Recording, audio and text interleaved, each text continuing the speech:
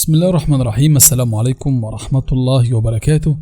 اللهم صل وسلم وبارك على نبينا محمد في الأولين وفي الآخرين وفي كل وقت وحين. كم نقطة يحتاجها الأهلي للتتويج بلقب الدوري بعد الفوز على سيراميكا كليوباترا؟ ما تنساش أخي الكريم قبل الدخول في التفاصيل ما تنساش عمل لايك لهذا الفيديو واشترك في قناتنا وفعل جرس التنبيهات من أسفل هذا الفيديو.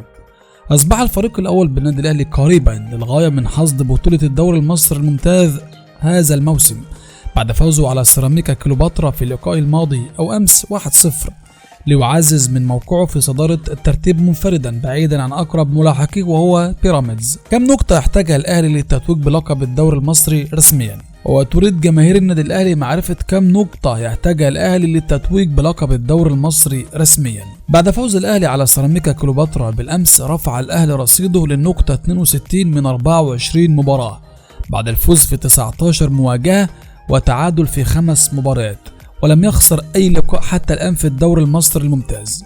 ويتبقى أمام الأهلي 10 مباريات في بطولة الدوري المصري، ويحتاج إلى 15 نقطة من خلال الفوز في 5 مباريات للوصول للنقطة 77، وهو ما يعني تتويجه الرسمي باللقب الدوري المصري بشكل رسمي بغض النظر عن نتائج الفرق المنافسة، تحديدا بيراميدز صاحب المركز الثاني. المباريات المتبقية للنادي الأهلي لحسم بطولة الدوري المصري 10 مواجهات.